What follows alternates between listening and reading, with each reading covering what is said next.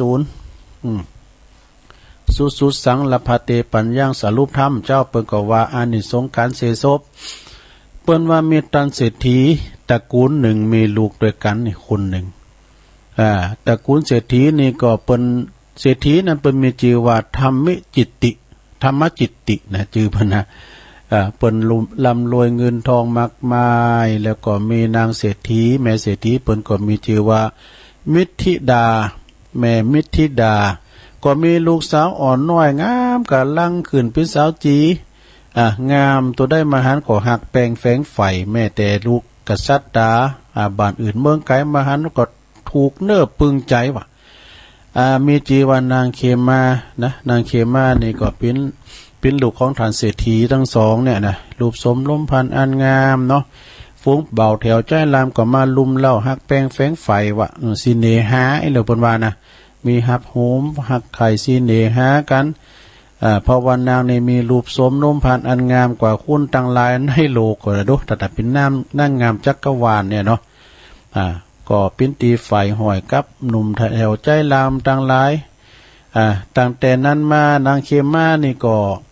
มีบุญน้อยเนาะมักจุลาดมาไล่ตามติดต้วยมานะนางก็มีอายุอันหมิ่นสันกับล่างงามพีรีจองกองก็มาลุ่มหายตายจากไปมามรณาเมนจาดไปเฮมักจุลาดอันว่าความตายเนี่ยมันมายับเอานางนาไทยนะไปจุนได้มาไล่ตัวแตนก็เหมือนกันนะมันบ่เว้นมาแปลว่ามันเหมือนกับม้าลาเนอนะเพิ่นว่านะถ้ามันขึ้นได้มันก็เอามาหันอย่างเฮาหันถึงวันเนี่ยนะภัยเงบดูทำเด้อเฮาเฒ่าแก่เลมอนนี่นะเฮาฮู้รู้จักตาเฮาฮู้วันตายฮู้วันเกิดเฮาฮู้วันตายเฮาฮู้วันตายแล้วก็ฮู้ว่าเฮาตัดตายที่ไหนโดยตัดตายหมดใดโดยสถานที่ตายโดยมันเฮาฮู้เนาะบางคนก็ตายบุญโหคอมล้อมรอบโดยลูกหลานตานเต่าไห้ฮอนวนตุกกันบางคนก็ไปตายหงยุกหงยาลงเนาะไปดับจิตตายลูกเต่าเหล่าล้านก่อมหันหน้าหันตามหันจิตหันใจสักกรรมบางคนยังหายไปกว่านั้นก็น้ำตาหุนตั้งไปเกิดอุปัตตวเหตุเนาะกับรถกับลาตกน้ำตกน้องกานะจ้างข่าควายควิดมันมีให้สปะเนาะฝ้าแพะฝ้าผายก็มีนะซะละก็ก้อยกาดลุ่มหายตายจากกันไปปรากฏว่านางเคมานี่ตายไปแล้วก็ยังงามอยู่เขาก็ย้ำเลือกละนะเบาแถวใจลามเขาหมุนนั้นนะก็ว่ารูปขนาดตายแล้วก็ยังงามอยู่เปิ้นก็อันพญาปเสนาทีโกศลก็บ่เลี้ยวใจเนาะเขาก็จะห้ามเอานางเนี่ยสลิละสาขับเนาพี่ตายเนาะไปติปัจจ้าพอดีตีนาปัจจ้าหันก็มีมหาเถรจิวามหาเถรกาลีว่ะชื่อท่านมหากาลีเถระเจ้าเปิ้นปามเป้งปะละมีธรรมเนี่ยเพื่อเข้ากรรมฐานเนาะเดี๋ยวนี้เปิ้นจะเอานางมาเผาที่นี่นะท่านโกเปิ้นจะว่าโกแหละอันเขามาลักเมายื้อดีน่ะเปิ้นก็ว่ามันเป็นยังเขาเมาไปแล้วก็ปากันตุ่มน้ำเด้อตุ่มน้ำคือมันฮ้อนๆแล้วก็ปรุงลงแล้วก็เอาน้ำนั้นไปอาบไม่ดูเปิ้นมีพิธีเป็นเนาะซะท่าแล้วก็เอาแว่นใส่ก้อยซอยสังวานเอามาใส่ประดับประดาหย่องซบหืองามเลยว่ะนะแล้วปากันหามเข้ามามันก่อนนี่พี่นั่นแต่เนาะซะท่าเนาะเวลาเปิ้นลุ่มหายแต่จากตัวลุงพี่น้อยนะยังหันอยู่ดูการเวลาคุณบันไตบันเนื้อคุณเฒ่ากว่าตามคุณหนุ่มกว่าตามกันเปิ้นตายนะก็เลยว่าเปิ้นจะเอาซบออกบาทนี่นะเปิ้นจะไหลดูกันจะกายไปเหินไผกองใดนะมีน้ำหมอน้ำให้เปิ้นขอมหมดแหละซะนะเปิ้นขอมหมดแหละผ่าโคนนุงโคใบที่ตากไว้ก็กูหมดแม้แต่ประตูโห่ไปยังครับเอาทรายเขาอ่อยให้ว่าก็โกปานนั้นกันเนาะเปิ้นจะปิ้นจะคือห่มเตี้ยเนาะแล้วก็ลากไปแล้วเปิ้นเหมือนเลี้ยวหลังว่ะซะนะไปเลี้ยวหลังเน้อนะแล้วบางพองก็เอาคูนที่ปัญหาเปิ้นนั้นเอาอันอย่างก็ตุง3หางน่ะปุโตการเอาคูนขี่เหล่าไปก็ยังแคว้นหน่อยมันเตียวจ้าสมบองเอาคูนริมล้างตาน้อมหูอย่างปุโตมันเตียวไปที่มันพอตะลางโนพี่น่ะไปนางถ่าอยู่บนไหนพี่จะมึงนางถ่าอยู่ไปเหี่ยวบ่ค ผมมันเตียวเพิ่นอื่นไหนก็ได้มันเตียวไปเวิร์กเป็นเอาคูณหูโหนกน้ำตางนี่ มันถึงฟังไปอ่ะพอไปถึงเอาเตียวไปอยู่จิ้นว่ะเพื่อไปนั่งถ่าปุ้นอย่างพิจารณาหมื่นปอกายขี่เหล่าไปกับโปรโตเตไปก้ามนึงก็ร้อยไม้เนาะแต่ตุงสามหางก็ปีนพิศนาถ้ำเหมือนกันเนอะหลนเนอะนะปีนพิศนาถ้ำอย่างตัวลุงก็พระพุทธพระธรรมมาสมอย่างนะเขาหวังใจอ่ะอันนี้จังตุขังอนัตตาหรอกนะแล้วก็เผลอมาถึงอันป่าเฮวแล้วซะไปก็ตั้งกองฟ้อนเนาะตั้งกองฟ้อนแล้วก็มหาเถรเพิ่นก็บอกว่าเอานางแล้วก็เอาอันผ้าไปปาดเตียนไม้มือหันออกตีแขนหันออกกะแล้วเห็นนางแบบไฟก็จิเอาไฟเขาเอากะปุดโตหมูเบาแถวใจลามกันมาพอก็กำเดียวกับปุดไฟเขาเอาไฟเขียวเอาไม้แล้วก็ตังขาวก็เป็นดำนี่ดำไปก็เป็นขาวงามนะดำนี่มันดำควันก่อนดูขาวเนี่ยหนังหลอกสุมาเนี่ยอยู่ดีเป็นสู้นะลงเด้อตุลุงก็ไปหันแล้วไปพอพิจารณาซากศพนะการเผาศพนี่นะศรัทธาญาติโยมเอ้ยการว่าไผก็อยู่ไก่ในหัวนะตุลุงก็ไปพิจารณาอสุภะนะผมว่าอสุภะมันจะดำก่อนดูดำเนี่ยคือหมายความว่าไฟลุนอยู่ดำแล้วมันจะขาวเนี่ยหมายความว่าหนังกำผ้าเนี่ยหนังนั่นหลอกออกมาแล้วจะหันหนังในกระเดียวกับสีแดงกับปิ้นจีนพิญญาณสุมาเนี่ยแล้วก็เดียวก็ไม้เอาก็ไปเปิ้นเมื่อเอาไม้สุ่มไปปิ้นโหลนะลงไม้สุ่มนะเดี๋ยวมันซบมันจะหลุกหนังมันจะบิดไปบิดมามันจำถูกก็จะได้โมเนาะแล้วก็คำเดียวมันก็บิดอยู่เหมือนกันนะเพราะว่าอินมันจะจักกันเนาะศรัทธาอย่าเฮาสุมาเดี๋ยวเฮาปิ่งปลากะเนาะมันบิดไปบิดมาโดยอย่าไปบิดข้านเนาะกำนันก็ปุดโตน้ำเลิงน้ำน้องก็ออกมาทวารตังเก่านี้ปูดตัวเบาแถวใจลามก็หันกับบ่ได้งามไปแล้วดิเย้ายิ่งจัดงามพิชกกว่างามอยู่เดี๋ยวนี้ไฟเอาไม้ก็ปุดงามไปแล้วดินี่จุ่มอย่างไหลออกมาเนาะตามทวารตังเก่าออกมาอย่านะศรัทธาญาติโยมเนี่ยตุลุงก็เล่าตึงเหนือนะแล้วก็อันทั้งหลายก็มีอยู่เปิ้นว่า3ก่อนเจ้านี่หมายถึงหยังโลภะโทสะโมหะอย่างมันก็มีหลายอยู่เนาะเอาเฮ็ดได้อีกก่อนยังมีทั้งภาคนี่อยู่นะศรัทธาญาติโยมเนี่ยคุณเฮาตายปิ้นมิ้นเนาเนี่ยกันไผปิ้นทรัพย์ปะเหลือแปลว่าคนทำคนกรรมการจัดการศพเนี่ยเปิ้นจะว่าถึงว่าอันไปแล้วเดี๋ยวไปพอนะปุตตกะคุณเฮานี่บางคุณนี่นะเผาใหม่กับเนี้ยเป็นก็เยอะทุกพิธีทางเนาะมีอานิสงส์ทุกคุณเผาศพเนี่ยนะศรัทธาญาติโยมทั้งหลายเฮาไปสูงศพก็ดีไปจูงศพก็ดีหรือว่าเฮาไปแห่สงเสียไปก่อนหน้าและตามหลังก็มีอานิสงส์เหมือนกันหมดศรัทธาไปสูงศพพาไปสูงเอามือเปิ้นสูงเฮาแล้วโอ้เปิ้นตายแล้วเปิ้นมาสูงเฮาได้มื้อเนาะคุณใหม่มาคุณใหม่มาสูงเลยเนาะสุมาเนี่ยอันนี้มาวามกล้ามเกินนั้นมออ่านเกินเนี่ยผู้ก็สรุปตามกล้ามเนาะมันย้ำเสียงเดี๋ยวมันจะติดตามตอนต่อไปเนาะอันนี้ก็เป็นบริหารเวลาหน่อยนี่นะเอาก่อนของตุ้ยมาก่อนเนาะก่อนตุ้ยเพิ่นว่าเฮ้ยก่อนร่างกายนี้ที่แท้คือบ้านเช่านี่เพียงชั่วคราวเข้าพำนักพักอาศัย30,000 วันพลันต้องยื่นคืนเขาไป30,000 วันกันเนาะวิงวอนใครไม่อาจขอต่อสัญญาเนี่ยถึงหมอดีผีดังอย่าหวังพึ่งเวลาถึงต้องจากจำพรากจากเคหาทิ้งร่างกายไว้ให้กับโลกาสิ่งนำพาติดตัวชั่วกับดีนี่เขากับดำนะลงเนื้อจะได้ไปนะเขากับดำเนื้อบ่าวกับสาวอันมาบุญกับบาปนะจะได้เข้าไปต่อไปมาว่าบริหารเวลาก่อนนะตามเวลาการเวลานะสิ่งได้บัดเตงสิ่งนั้นก็ปินตุกสิ่งได้ปิตุกนั้นก็คือปินอนัตตาเวลาดุดสายน้ำในเวลามันผ่านไปไวๆนะดุดสายน้ำไหลไปไม่หวนกลับคืนมาเฮาเห็นหูกับชีวิตหูซึ่งถึงกับชีวิตโหงแหนทุกวันเวลาที่ผ่านไปนั้นก็ใจชีวิตของเฮาคุ้มค่าเนอะใจชีวิตคุ้มค่านะหลวงนะเห็นหูชีวิต อย่างสงบมีสติต่อไปสูงอย่างได้กดต่ำกว่าฟ้าอะไรสูงกว่าฟ้าต่ำกว่าหญ้านิดเดียวก่อนนอนตายปัญหาเนาะ อะไรอยู่บนฟ้าก่อนนอนตายปัญหานะปโตเอาก็ว่าจอฟ้าก็มใจพินว่าไม่โทอ่ะ อยู่บนฟ้าเนี่ยเอา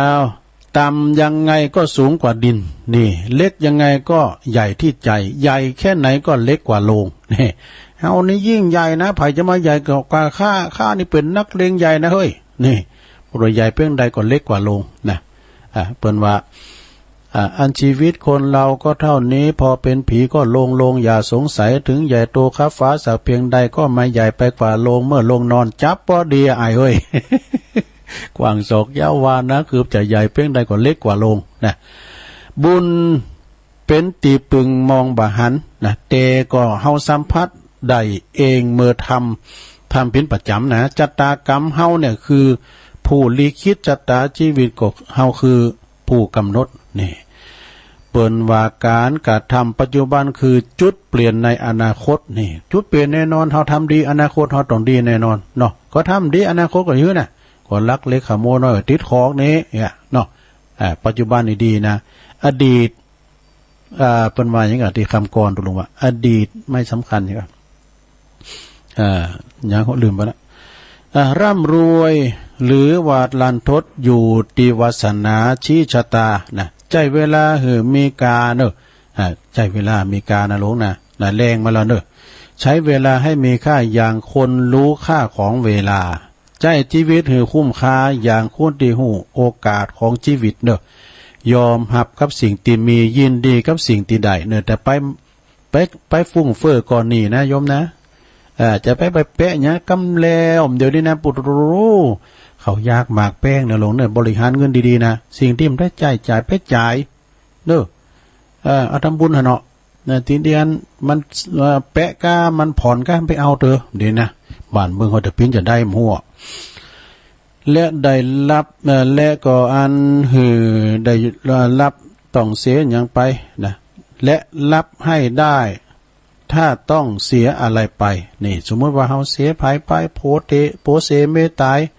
ก็ดีเฮาก็ต้องยอมรับสภาพเนาะยอมรับใจก็คือทำอกทำใจทุกสิ่งทุกอย่างในโลกนี่ล้วนแล้วแต่เป็นไปตามกรรมว่ะเปิ้นว่าของมันโลนเกิดขึ้นตั้งอยู่ระดับไปบ่มีหยังที่จะมาเปลี่ยนแปลงได้นะรูปสมบัติบรรณามันก็เหี่ยวโยนไปเนี่ยรูปร่างเฮานี่นะสะด้ามก่อนนี่เต่งตึงเดี๋ยวนี้ก็ตึงเหมือนกันนะตึงอย่างเดียวคือหูเนี่ยหูไข่ตึงไปแล้วเนี่ยขามเอ้ยเนี่ยเฮ้ยเนี่ยอันอีสีก็ไปไหนโอ้จอพักกาดเราบ่ยเปิ้นว่าทั้งเสะไปทั้งสอนแล้วก็บุญสมบัติศรัทธาญาติโยมรูปสมบัติของเฮานี่มันต้องเหี่ยวโยนไปเป็นธรรมดาสมบัติภาษาฐานบ่นั้นมันก็เสื่อมสลายไปแล้วก็ศรัทธาญาติโยมทั้งหลายบุญสมบัติก็คงอยู่นะบุญสมบัติคืออะไรก็คงอยู่ตลอดไปเวลาคืออายุที่หมดไปในเวลาเฮาได้มาคืออายุเฮาเสี่ยงไปติ๊กๆศรัทธาเนาะเสี่ยงไปเรื่อยๆสุขภาพคือความมั่นคงเนอะลงเนอะพอก็ดูแลสังขารร่างกายเฮาเนอะสังขารเฮาลังสำคัญกว่าเงินทองนะมนุษย์สาระสุขภาพเปิดหาเงินน่ะเฮาหาเงินได้มาก็เปิดเงินเปิดว่าร่างกายเฮาสมบูรณ์ถ้าร่างกายเฮาสมบูรณ์ก็เงินน่ะก็มาฟื้นฟูร่างกายเฮาดำกำถึงกันไม่เงินได้ไปซื้อยานะไม่กินเนาะ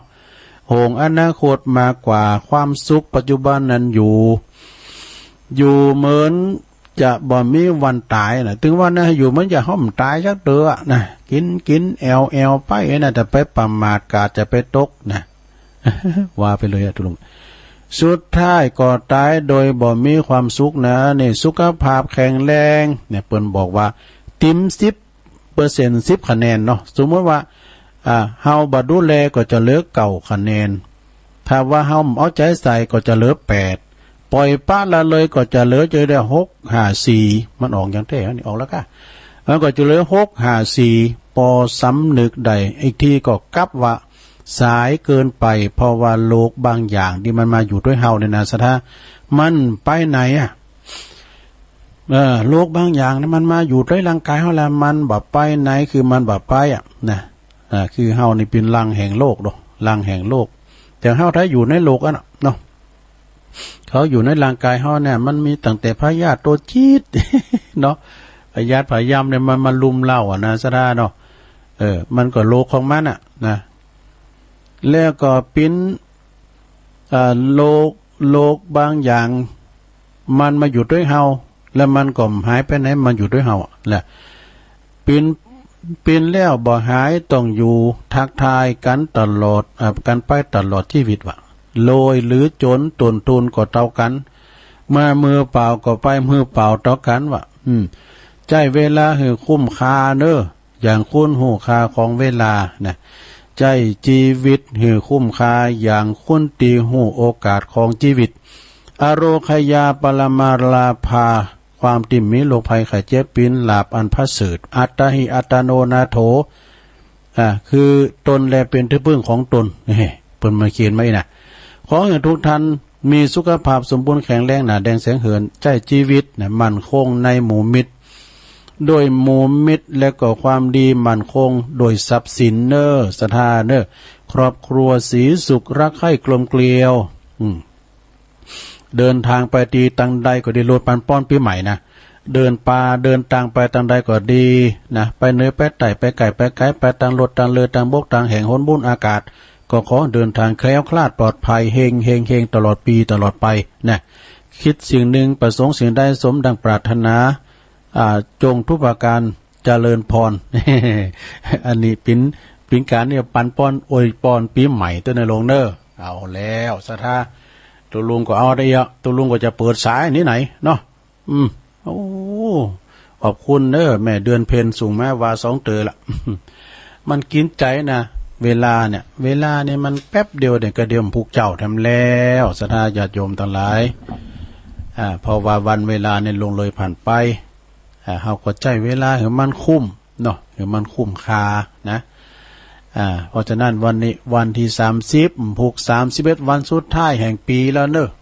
เอาละ0899556506แม่จันโสมไข่โหมาก่อนนิมพิษอ่ะ อารมณ์ดีนะแต่กะได้กับอสมอหรอนมัสการพระเจ้าเจริญปอนสวัสดีปีใหม่ร่างกายนี่นะแม่น่ะร่างกายนะร่างกายสุขภาพดีไม่มีขายต้องทำเองกินเองรักษาเองลาบกับโขยนะแม่น่ะเจ้าขอไว้พรให้ครูบาอาจารย์ผู้ตรวจจงมีสุขภาพแข็งแรงดีเนอะเจ้าจะได้ไปเจ็บเป็นยังตลอดถึงทั่วหลายๆจังหวัดที่ตัวเนอะเจ้าแม่นเจ้าขอให้สุขภาพดีประเทศเป็นอย่างก็ดีเนาะมีเงิน10 ล้าน20 ล้านมาสบายนี่มาเอาเนาะแต่แต่กะอดตกสู่เฮามีสุขภาพแข็งแรงได้เนาะไปวันเฮือนแต่พี่น้องหลายจังหวัดมณฑลอยู่ดีมีสุขมาเจ็บเป็นอย่างหิมากะของมาหล่องน้ำไหลต้องกินมาไว้ใจบ่หมดทั้งอนาคตและปัจจุบันนะเจ้าตลอดปี64นะเจ้า64เนาะโอ้ยถ้ามาออก19อ่ะฮะอดทน19บทมันเล็กเฮาได้แต่นี่บอกว่าอยู่เฮาได้แต่อยู่ฮอดแดนแม่จันสมตรงนิดหน่อยเจ้าพอดีกะตีนนะเจ้านมัสการเจ้าสาธุมันออกตลอดปี64เน้อสาธุอันนี้แม่จันสมเนี่ยมาปันป้อนปีใหม่เป็นคุณแหละขอบคุณแม่จันสมอสมเนี่ยหลังกาดแม่สาวแม่อายเป็นอย่างยิ่งเลยเจ้าสาธุเจริญปอนนมัสการเจ้าตั้งใดจ้าเจ้าสันกำแพงเจ้าแม่นยังใกล้ๆบ้านยายพรล่องวัวแดงอ่ะเจ้ากับบ้านใกล้ๆบ้านลุงทอนโดยเข้าใจแล้วไม่เดือนสายเจ้าไม่รักษาไม่เดือนสายไม่เดือนสายเจ้าแฟนพันธุ์แท้ตุลุง ฟังถึงเมื่อวันเมื่อคืนเจ้าไก่ครับบ้านลุงทอนด้วยเนาะเจ้าแม่เดินใกล้บ้านยายพรอยู่ใกล้ๆกันบ้านยายพรดีกันลุงทำปันป้อนปีใหม่ได้เหรอก็ปันแล้วหล่อมเจ้าปันมาแล้วแต่ตัวเก่าปันนั่นก็ไม่สายไม่เดินสายปันเลยเจ้าเลยขอเพื่อนตุ๊ดลุงอยู่ดีมีสุขเนอะปีใหม่ก็ขออยู่ดีมีสุขสุขภาพแข็งแรงนะเจ้าสาธุสาธุฟังทั้งวันแต่ไม่ได้โทรมาเจ้าวันนี้โทรมาแล้วขอดีใจให้เปิดนั่นอู้ประจ้างเจ้าอู้จะดีเนาะให้อายดีแล้ววันหลังโทรมาใหม่เนอะตุ๊ดลุงแต่กันวันนั้นโทรมาเนอะสาธุสาธุแม่สายเดือนแม่เดือนสายนะสมัยเปิ้นก็โทรมาเป็นครั้งแรกเจริญปอนกราบไหว้สาครับหลวงลุงอันนี้พระอาจารย์เอาหลักเข้ามาแล้วปันจุกปันใจเลยครับขอในดิถีวาระขึ้นปีใหม่ขอให้หลวงลุงแล้วก็เจ้าหน้าที่ทุกสถานีแล้วก็ศรัทธาญาติโยมที่เปิดฟังทุกคลื่นก็ขอให้ทุกท่านนั้นพ้นจากเคราะห์ดังหลายขอให้สะเดาะเคราะห์ปุจจาโจกไล่โรคหายโรคขาดพยาอุบัติทั้งหลายอย่าได้มาใกล้ในทีฆาการบันนี้ขอให้ทุกท่านมีแต่โจกแต่ลาภมีแต่ความสุขความเจริญพ้นจากทุกโศกโรคภัยทุกเรื่องทุกประการนั้นจุ่มจักมีกับไวสาครับสาธุขอบคุณพระอาจารย์เอาหลักเด้อโตเปิ้นปันจกอวยใจปอนปีใหม่เปิ้นขอป้อนในสนองไปหาพระอาจารย์เอาหลักเฮาตัวเด้อนะเปิ้นก็เป็นนักปราชญ์นะมาจี้ตั้งสว่างแจ้งให้เฮามาหือธรรมะเฮาทุกวันอังคารยายพรมาแล้วเอาเลยยายพรเอาเลยนมัสการเจ้าเจริญปอนเราอารมณ์ดีเอาสแตนเดอร์นอนเด้อเอาเลยเนี่ยจะป้อนอยากตัดป้อนนี่แหละนะก็เอาปันป้อนก็ได้กันปันป้อนเลยเอาปันป้อนลองโวแดงเลยอันตั้งหลายได้ชื่อเป็นการลุงเป็นหายอาสารไปหน้าคือนำมาจนตัวไปเกิดในห้องฟ้าเนรปานเน่นว่าบุญสมปานยังมีแก่กล้าได้อยู่ร่มฟ้าเมืองคนขอให้มีตัวตนผิวพรรณกายน้ำสะอาดหมู่โลกอาพาธอย่าได้มีมาอยู่ดีค่ะเพียงเจ้าทุกคืนวันเงินทำปันดิไหลมา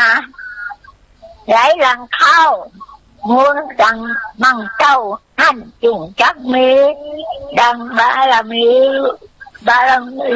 ว่าสปีติโย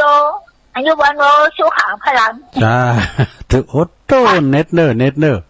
ขอตาดีลุงอยู่ดีในชุกสาธุอันนี้บ้านขวัญยืนได้ร้อยเขาผีขอสะท้อนไปฮะเจ็บป่วยได้ไข้เตี่ยสาย้ายเข้าแล้ว78อยู่120เหมือนกันฉันถามตัดบอลดูเจ้าไม่หรอเขาไปพิ้นอย่างเขาว่ายกมือไหวแล้วสาธุแล้วเหรอแต่แล้วก็ไปพิ้นอย่างแม่ยายพรก็เหมือนกันได้อายุมันยืนยาวสาธุผูกมาแถมยายพรเจริญปอนไหลสาเจ้าตุลูมาแล้วแม่พญาเฮานะแม่จันเรือนใสมาละเวงตาการปันป้อนแล้วหน่อยเนาะขอให้พระเจ้าพระสงฆ์ที่มาออกรายการจงมีสุขภาพดีแข็งแรงไม่เจ็บใครได้ป่วยอันธรรมะมาสู่จิตใจของคนฟังกันให้มีความสุขกันตลอดไป แล้วก่อนวันที่31นี่เนอะโตลุงเนอะแต่กะตัวลุงขึ้นพุกอะตั้งแต่2 ทุ่มขึ้นจนไปธรรมะเป็นทีมตัวแล้วอ่ะกินกาแฟสักซองก็ได้โอ้มีสักอมก็ได้มันดูแล้วในกาแฟกินนี่ละนึงเกมเมงวันนี้ละเมงงั้นแม่แสงจานอ่ะแม่แสงน่ะมา2 กรัมอ่ะแล้วก็วันนั้นก็แม่โอนบ้างเห็นมั้ยจ้าโอ้คนนี้ฟังกันนี่ทั่วบ้านทั่วเมืองกันเด้อเนาะโตมันหลายทีมโดทีมงานน่ะเนาะพระครูโสพลปริยัติเนี่ยดูแล้วก็ตั้งเฮานี่มีไผพระครูสุมเมธพระครูสมหวังพระครูสถิตสารคุณพระครูบรรยงเฮานี่ตุลุงมีสินนะตุลุงมีสินแต่ตุลุงจะอวยพรผูกเจ้าเปิดออมคืนโตปีไหนมีเตอเดียวเนาะน่ากะบ่โตปลอดภัยที่สุดไอ้นะโตลุงธรรมะนะเข้าดาวอยู่บ้านนั่งไหววิทยุมันเป็นมีอย่างเกิดขึ้นแล้วก็เดือดร้อนเนี่ยปวดตัวฟังนอนฟังทุกอิริยาบถเสียนั่งนอนยืนเดินได้ตลอดยิบจักด้วยก็ได้หรอเนาะไม่พินหยังกินจิ้นจุ่มด้วยบ่ล่ะก็เจนนี่นะตุลูมาหอยทองซักวันนี้นะโอ้ไปแพบพุนกันได้จ้าได้ยินแล้วหอยทองซักบ่ดูรุ่นนี้ไปเฮือนแม่จันนี่มันจะของไก่เด้อศรัทธาแม่จันเนี่ยอยู่เวียงตาการว่าเพิ่นฟังหวยต้องซักได้นะโอ้ขอบคุณเด้อแม่จันเด้อยายจันเดินสายแต่ว่าก็ปะกันยายจันแม่จันเพ็ญคำโพธาเขาพัฒนานเขาก็มาดังนั้นโยมปุ่นโอ้ปอตานเดี่ยวยืนต้นปอตานต้นแก้วก็มานี่ทีมงานนะบุญนะโอ้ผมว่านี่คุณถ้าว่ามันหลายก็หลายเด้อปอกันถึงแสนเมืองเด้อเนาะแสนเมืองนี่มันคุณหลายอ่ะปุตโตเจริญปอนไว้จ่าเจ้าอันนี้อันแม่อมอนนะสนใจกะใช่ครับใช่อยู่ไหนแม่จำมาได้แล้วจำมาได้ยายอ้วนเด็กหญิงอ้วนมาแล้วโอ้น้ำบุญเราขวัญกันนั่นนี่ว่ากะอ้วนกี่ข่าวแล้วกะเพื่อนฟังเจ้าแล้วกะฟังให้เจ้าจะมาส่งมาแล้วโอ้ว่าแม่เจ้เขาปีกแรงแต่ว่า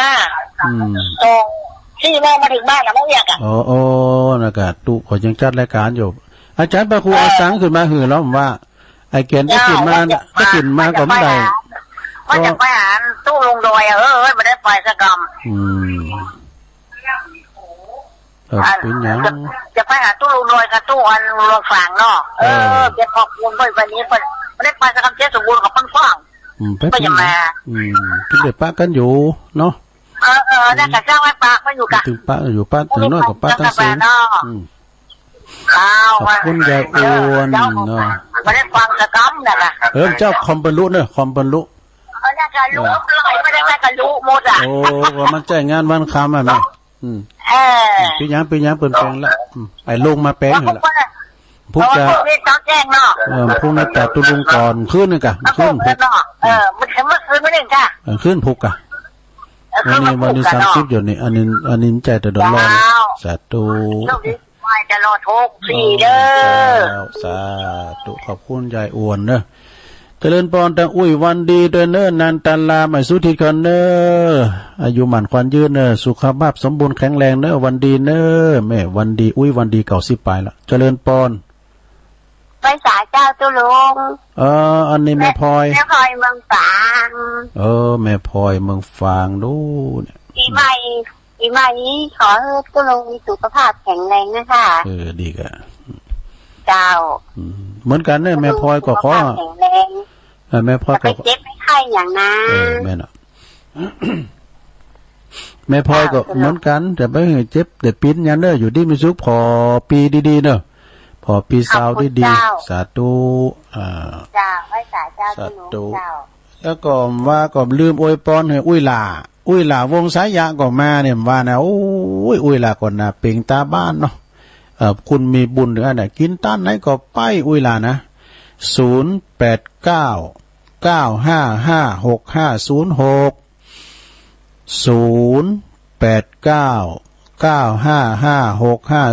0899556506พี่น้องทางดอยสะเก็ดเนี่ยมาสักไล่เท่าไหร่ได้ โทรมาพองหลอพี่น้องตังสันทรายเนาะสันนาเมงกาเนี่ยนะสันนาเมงก็ตังแม่อันจันดีเขาไหนสุกเกษมอันสุกเจริญ สุกเกษมสุกเจริญถึงวันนี้โน่นน่ะซองเป่าป่ะแม่ถนอมสีเขาน่ะเนาะแม่กุ้งเกิดด้านกุ้งโลแม่ถนอมสีเขาก็ดีหลายตีเจริญปอนดูตุลุงล่ะเป็นนั้นปึ้งมาแล้วปุถุปกาใหญ่ด้วยนะปุเร่งใหญ่ใจสปอร์ตมาแล้วโอเคใหญ่เที่ยวอย่างปู่โตกันแรกนี่ตุลุงก็เต้ดิปีนานเท่าปีนานปึ้งลุงตุลุงปีใหม่นี่ของตุลุงอยู่ใบแย่เนอะมันก็อีกก็อยู่บุญแข็งแรงหน่อยอันนี้ปันปอนมันเบิร์นหน่อย199พอ100ชาวเบาเตี้ย100ชาวที่ค้านเปลี่ยนคน199ว่ะถึงหมู่ถึงจูมนะลุงโอ้เอากันแล้วได้ยินไปนะมาปอนป้อนเขาตื่นเดี๋ยวนี้เอาแต่เปิ้ลจากตุลุงนะเพียงไรเพียงลุงเพียงอันน่ะเอาวันนี้มันดีสุดแล้วถูกต้องแล้วเอาก็ไปตามจากการเขาไปได้หมดเลยกับหมดอันน่ะแต่ตุลุงกันตุลุงอยู่ที่มีสุขกันนะแต่นั้นได้ฟังแต่เขาม่วนกันแต่เล่ากันนะแม่น่ะแม่หายงงหายเหงากันไปตุลุงกับปานปอนนะครับพ่อแม่แต่ลืมไปก็ขออยู่ปอนนี้ก็สนองตอบเหงานเป็นนานปึ้งฮอนเป็นปอลิงไปเมินอย่าเจ็บอย่าจนสุขภาพสมบูรณ์แข็งแรงอยู่ไปอย่างนี้เลยเอาจับใจเป็นนั้นว่าขอตัวลูกอยู่ไปอย่างนี้ด้วยก็อยู่ไปก็เอาเนาะอยู่ไปใจเลยนะมาก็ดีใจเนอะเป็นนั้นสายันเป็นโทรมาสาธุว่านี่ปุตโตก็เพิ่นโทรกันไปปุโลเนี่ยโทรหาพระครูน่ะโทรสดมาที่ห้องอันนี้พดไหนโอ้ก็ย่ำโทรไปพูดนี่โทรมาพดที่ห้องไปดูเพิ่นเปิดสายเอกงงอ่ะเนาะเบอร์ไผเป็นเบอร์ไผหมูนี่มันจะมีคนเดียวเนี่ยหลายคนที่ประจำโทรมานะเติมเจ้าผมแจกนี่โทรมาแล้วปุตโตนายพ้นกาไอ้พ้นปุตโตแต่หลังเต็งป่ายโทรมาบอกว่าชุกเฉินอย่างกันลุงตื่นแล้วลุงปิ้นมาเจริญปอนขอแต่ไปไว้สาบารมีธรรมพระคุณเจ้าครับปนนั้นมาแล้วปนนั้น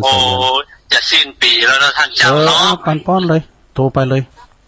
ครับผมทั้งปีนี้ก็ผ่านพ้นไปได้ต่อสู้อุปสรรคมาก่อนหน้าว่าบุญแล้วเนาะท่านเจ้าเนาะแต่ซึ่งเส้นใจเขาเป็นเลี้ยวพอตั้งหลังเนาะมันยังไปตั้งหน้าเห็นก็ใดก็บอกว่ามาท่านเจ้านะเอาหน้าบุญมันว่าเนาะเมื่อมันมีชีวิตอยู่ก็ฟังน้ำฟังธรรมสร้างคุณงามความดีไปท่านเจ้าก็ขอให้ท่านพระคุณเจ้าได้เจริญงอกงามในบวรพุทธศาสนานะครับได้เป็นที่เปิ่งของไม่ออกศรัทธาได้นำธรรมคำสอนได้มาเผยแผ่คือกับคณะศรัทธาได้ฟังเป็นคติเตือนใจบุญกุศลท่านเจ้าได้เผยแผ่ธรรมะในก็ขอย้อนรักษาท่านเจ้ามีสุขภาพสมบูรณ์แข็งแรงนะครับขอแจกใจไว้สาท่านเจ้านะครับขอบคุณปนานเนอสาธุโอ้ติมอกติมใจอันนี้ปนนั้นสายันสารพียังเนืองเด้ออันนี้นะเปิ้นหยอดมาหอมโธ่เปิ้นอู่โมนเจ้าหวานแท้ๆขอบคุณพี่นันปึ้งโดยปอจันปนนั้นสายันโดยเอาเข้ามาแถมสายวางจะดีแล้วเนอะเดี๋ยวนี้นะ08995560506บุญจะทำกันบาทดีๆนะพวกในแพ้ตื่นเจ้าก็มาปั้นโจกอวยใจไอ้เรื่องพวกในบนจะตื่นเจ้ากันนะชาวบ้านเฮาเนี่ยเพิ่นตื่นกันเจ้าซะท่าพวกนี้เขาจะได้ไปทำบุญส่งใต้ปีเก่าดูส่งใต้ปีเก่าตอนรับวันปีใหม่อันใดที่มันดิ้มดักมันห่อนมันให้ก็ขอมันไหลลองไปตามโควิดไปนะโพไปปุดประตูน้ำทะเลบุญเนาะไปมาไก่เนี่ยไปไกลๆมีสุขภาพนะบุญสมบุญแข็งแรงเนาะกูขอกูฮอกูเฮินกูขู่กูคุณเนาะเอามาแถมเจริญปอน ไหวสาเก่าลุงพี่น้องตั้งเสาหินสีโบบานมาแล้วที่วงคำ ทองคำที่วงคำอสมแม่ครูเนอะนี่เป็นแม่ครูเนอะวันพุกก็อวยพรเนาะวันนี้อวยพรเดินนะเจ้าพี่ย่ำพุกมาใหม่เนาะเจ้าทองชัดเจนนี่นะเจ้าคุณลุงเจ้าที่วงค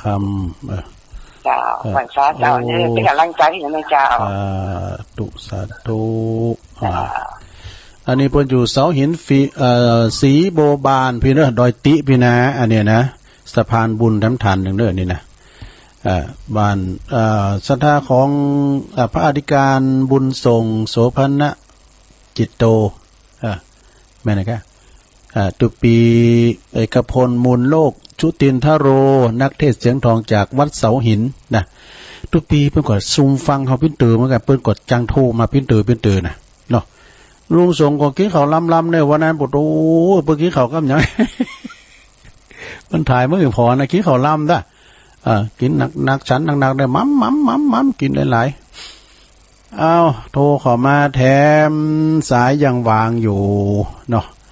พวกเจ้าก็เฮามาปะกันก็ปั้นโจกอวยใจนะอย่างอันพระอาจารย์เอาหลักปั้นเจ้าอากะก็ไผมีเอวังโหตุก็เอาให้หน่อยก็ได้นะผูกนะปั้นโจกอวยใจเฮาทั้งหลายอยู่ดีมีสุขมีอายุหมั่นควันยืนมีโจกมีใจห่างไกลจากพยานอันตรายทั้งหลายความตุกจะไปมาไก่ความขายจะไปมาไกลอย่าก้ำจูปูจ้ามเจ้าเตรียมใจว่าขอท่านงามงอกงามในบวรในพระพุทธศาสนาเด้อน่ะรู้ดีใจฮัลโหลไหว้เจ้าเจริญพรโยมแม่อยู่ไหนก่อนอยู่ไม่คือดอยตะเกียบเจ้าโอ้แม่คือมาแล้วได้มาแล้วล่ะแม่หยังก่อนแม่คือจือแม่คือดอยตะเกียบเจ้าแม่คือเนาะแม่คือก็แม่คือโดยสะเก็ตฟังทีฟังคืนไหนโดยฟังทีเจ้าแต่กัน100 ปีนะเจ้า4.50เนาะแม่นกะจ้ามันนั้นนี่ได้ยินชัดเจนดีกาฟังตัวอยู่เนาะโอ้ขอบคุณกะโทรมาพองมันโทรมากันเด้อดีแล้วแล้คืนพวกก็ฟังกันพระครูไปทำบุญเจอที่ลุงบ่อยๆแม่น่ะจือพอละจืออันจำเข้าของได้เนาะพวกกับพระครูเพิ่นจะออกรายการเด้อพระครูซุ้มเมธเขาคืนก็ถ้าฟังเด้อจ้าฟังอยู่จะฟังเจ้าฟังตัวลุงเลยพวกเนี่ยสาธุเด้อเจริญพรพี่น้องแม่คือดอยสะเก็ดเด้อนี่นะโธ่เจริญพรสายที่19ไหวสาเจ้าอันนี้ตั้งใดจ้ะคุณยอมเหมือนกันแม่เป็นที่โลงเจ้าแม่ยังก่อแม่มันนี่แต่แม่มันนี่เนาะแต่แกแม่มันนี่บัดที่โลงไอ้ลือโลงก็มาเด้อดูไอ้ลือโลงพวกเจ้ามาปันป้อนเด้ออันยอมนะจดขาดเด้อมาอยู่9วันพุกก็มีอยู่ล้อจะรู้เลยมาอยู่ล้อบัดที่โลงมากะมาอยู่กัน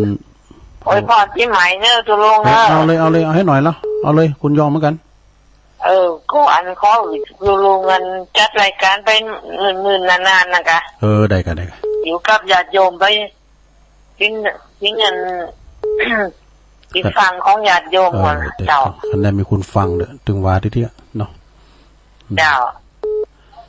ดีแล้วขอบคุณแม่มันนี่หลายๆเด้อผู้ก่อมาแถมปอนอ่ะเด้อบอกให้ลือโลงด้วยแม่สุพรรณมงคลพันธุ์เขาอ่ะมีในมดน้องไส้ก้ามเนี่ยเนาะน้องไส้หอยไส้ก้าฉันขายอมก้าอ่ะนะเนาะฉันจะแดงแล้วไม่อยากอ่ะน่ากะน่ะโทรกันมาพอพี่น้องบันทิหอยยับหอยไส้เนาะไปทางหอยก้างบาทพอหอยก้างบาทเนาะไปทางหอยโมงเส้นผัดเจ้าแดงหอยยาบไปใส่บัตรทีมดออกมานั่นน่ะโอ้ส่งบัตรทีมดขอบคุณเนี่ยแม่มันนี่เด้อผูกมาแถมเนาะเจ้าไว้ช้าเจ้าขอบคุณเจริญปอนกราบนมัสการโตหลวงเชวัตครับน้องเบลครับน้องเบลมาแล้วผู้สื่อข่าวของเราตะคืนก็อู้กันลงมาเอาไปเลยแหละลงอ่ะน้องเบี้ยวฟังชัดเจนด้วยช ชัดเจนดีครับเพื่อตัวลุงมีสุขภาพแข็งแรงเด้อพี่นาเด้อ ขอบคุณหลายๆเนอะขอบคุณ รายการไปมันเปิดเด้อเดี๋ยวคะแนน ไม่สานะครับ ตุคะแนนว่าน้องเบลเขาฟังเด้อแล้วก็ขอให้เป็นผู้สื่อข่าวกันไปอ่ะเนาะ เอาเขามาแถมเหลือแถม12 นาทีกันนะซะนะเนาะโทรเขามารอพระดิโทรมติดมาโทรมาไม่ลืมเนี่ยวันที่7นะที่บ้านของคุณโยมพิสมัยเปิดจะมีการจัดงานตอดผ้าป่าตั้งผ้าป่าที่เฮิรนเพิ่นหาเด้อเปิ้นเล่งเขาตอนด้วยนะซะนะพระจะมีข้าวปลาอาหารไปสู่จู้กันกินก็เจิญเด้อเนาะคุณโยมพิสมัยเปิ้นยินดีต้อนรับวันที่7 มกราคมวันค่ำเด้อพระครูอภิวัตรพระครูสุเมธตุลุงเขาก็จะไปนะปีนั้นข้อมูลจะถ่ายทอดมาให้ฟังว่าหั่นเนาะลองฟังกันพอเนาะไปหอมไปเจาะกันเด้อตามเดี๋ยวเจตนาซะนะเนาะมีนักก็หอมนักก็เปิ้นว่าไปไหนเจตนาเปิ้นดีแต่เปิ้นจะเอามาเนี่ยสมทบในการที่ว่าบริหารจัดการเรื่องวิทยุเฮานี่ก็การน้ำกาไฟกาถ่านไม้กาอย่างหลายอย่างนะโอ้ยเมตตาบารมีธรรมอาจารย์พระครูวิสุวัฒน์เนี่ยปุดต้มพวกเจ้าถ้าฟังเพลงดอกรู้เปิดเพลงมนๆนี่นะแต่ตี 2มาถึงเปิดแล้วตี 1 บ่าย 1 บ่าย 2นี่นะลองฟังเถอะซะนะอาหารใจเนาะฟังเพลงเก่ามันโมนนะแม่สีทอนว่าโอ้ยคือทอดสมัยเมื่อแม่เป็นนักร้องก่อนร้องเพลงคุณหมอค่ะ มันย้อนยุครุ่นนอสดาเนาะอย่างพอลุงทอนเนี่ยลุงทอนบุตรโทห้องเพลงกระท่อมไปนาดู ลุงทอนบั่นน้องซิ่วนะเนาะแล้วก็พอบุญมีนี่เป็นสมหยดดอกสมหยดในเสียงจะใหญ่หน่อยนะมันกากับนกยุงกานะเงือกน้อยได้ทานลาก็นะ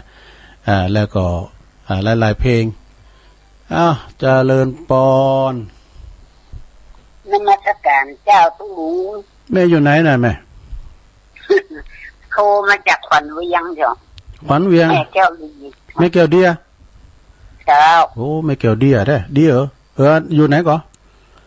อยู่ขวัญเวียงเพื่อประชาชนโอ้บ้านขวัญเวียงเนาะเจ้าโอ้ดีกะคือตู้ลุงสุขภาพแข็งแรงเนอะเป็นลมโพลมตายของลูกศิษย์ลูกหาถ้าทาที่ได้ฟังตู้ลุงจังหวะนี้ต้องมีสุขภาพแข็งแรงก็ขอให้แม่เกี่ยวดีเหมือนกันเนอะขอให้มีสุขภาพพลานามัยสมบูรณ์แข็งแรงเนอะอยู่กัมจูปูจาแล้วก็ปิ้นลมโพลมใสของลูกหลานตันเต่าไปกะเนาะฟังกันไปนะแม่เกี่ยวดีเนาะบ้านควันเวงเนาะอยู่ในเวงมาเนาะในเชียงใหม่เนาะอยู่เนี่ยแกอำเภอหางดงนี่แหละตำบลสันพักหวานเนี่ยขวัญเวียงหางดงบ้านจัดสารนะเจ้าบ้านจัดสารเนาะขวัญเวียงขอบคุณแม่แก้วดีและลายเด้อทุกก็โทรมาแถมพี่น้องตั้งคุณยองหลงหมูตั้งปุนนะแม่ครูนงแม่คุณนงหลักนะเปิ้นยำโทรมาไปเห็นก่อนเปิ้นก็โทรมานะแม่คุณนงไปอยู่ในเมืองก่อนไปอยู่ตากงงิ้วนี่โลแล้วตากงงิ้วมาพดมาดังพี่กะแม่คำปันแม่โบคำแม่คำปันเขาเนี่ยนะเหล่าเส้นปิ้งเนี่ยหายไปเนอะตั้งแม่เพนขาวเตี้ยนั้นนะครับไหนจ๊ะแม่เพนเขาแม่โบคำผู้ก่อนเนอะจะอ่านนะอ่านได้จือนะมีละอันเพราะว่าแม่เพนเปิ้นมาหือแล้วหรอผู้เจ้าจะอ่านและจือมีนิดหน่อยที่เปิ้นทำบุญตอนที่ตุลุงไปช่วยงานพระอาจารย์เอาหลักวัดเซนเมืองก็วันนั้นก็ขอบคุณเป็นอย่างยิ่งเนอะพี่น้องตั้งเซนเมืองเนี่ยพอลำติบลำเมืองเขานี่ลำติบกับลำบุญเปิ้นตอนรับตุลุงแป้งตีรับตีนอนปุโตโฮงเปิ้นนี่เปิ้นนอนเดี่ยวดูห้องไหนนะตำบุญมี5 ห้อง6 ห้องนอนเดี่ยวปุโตอย่างรีสอร์ทนอนรับดีบ่โตขุนขอดแล้วเปิ้นยังได้ตานเลยหรอเอาอาจารย์ท่านพระมหาทวินจารุเตโชด็อกเตอร์เปิ้นก็จวยวาติดนี่เปิ้นอยู่แสนปลายว่ะเปิ้นล่างนี่ให้รู้ แต่แล้วก็อันมาตังพีก็ปุโตมาปะลุงนั้นขีดเขาเดือดดงในมิดนะลุงนั้นขีดปินนั้นซักกันทำก็นี่ปินนั้นซักนี่เปิ้นปินปอจานโดตุพีเอ็มก็ตอนรับจะดีมามุดิตาตุพิเศษกาตอนน่ะดวงนิมิตเนี่ยเปิ้นจะร้อง3อย่างกันโด จะร้องการต่างใบวัดโดยยกฐานะจากที่พักสงฆ์เป็นวัดโดยสมบูรณ์มีพระสงฆ์จำพรรษาเนาะแล้วก็จะร้องการต่างเจ้าอาวาสแถมกับจะร้องการต่างรองเจ้าคณะตำบลทำให้ดู3แจ้นกันนะโธ่เมื่อคืนเดือนแรกเปิดมีพาย้อนยุงมีพาโมยบนก็โซ่ให้นี่เนาะมีกระแข่งกองเจ้านะกลางวันนะกะตัวลุงก่อนชั้นเพื่อนเดาไปพอเล่งหนอไปส่งปดคุณเปิ้นวายพอเรานี่แต่คนหลายของประมาแล้วเนี่ยตอนนั้น เจเล่เปิ้นปิ้นโคโซกโอ้เจเล่อูจะดีเนอะโทษตุปีอันเผื่อก็ว่าตุปีอันตุปีอามเสียงเหมือนตุปีอามขอบคุณพี่น้องตังดุงในมิตรเนาะเปิ้นก็ต้อนรับปิ้นอย่างดีมีงานวัดตุพิเศษปรูงานเปิ้นใหญ่เนอะซะนะหลวงพ่อเจ้าคณะจังหวัดก็มา พระเดชพระคุณพระเทพรัตนนายกเปิ้นได้มามัดใหม่มัดมือตุพิเศษอยู่กับวัดกับว่าไปหึงเมื่อนานเป็นครูบาอาจารย์นะอยู่กัมจูปูจาศาสนาไปจ่ายสั่งวัดสั่งว่าปีหน้านี่ดีมดีเพื่อจะปล่อยลงหูเนาะวิหารเมื่อก็จัดงามนี่ วิหารเปิ่นจัดเหมาะแหละวิหารเปิ่นนะศาลาเปิ่นแปลงงามเนาะมีแถมก่อทำซักสายได้อยู่เนอะทำซักสายหรือว่ามีแล้วอาจจะโทนสายกันนะโยมนะ 21 สายว่า27 สายกันนะวันนี้วันที่30ก็มีสายที่แรกโอ้ปอหน่อยบุญปันมโนคอนเนอร์อันนี้เปิ้นอยู่เสาหินเมืองฝางขอบคุณเนี่ยปอหน่อยมาเป็นเบอร์แรกก็เรียกว่าปอหน่อยโทรมาคู่เนี่ยเหมือนกับตึงอำเภอ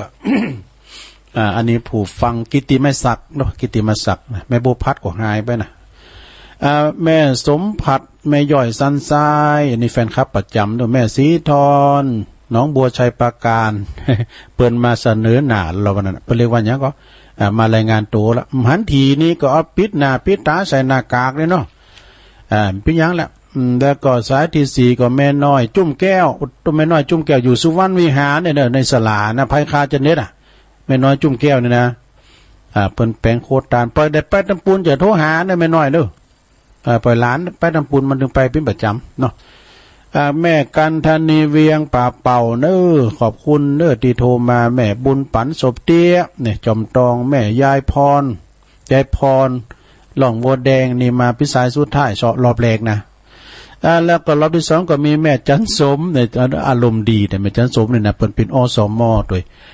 แม่สะครั้งหลังการแม่สาวเนอะเปิ้นมาปันป้อนจะดีโอ้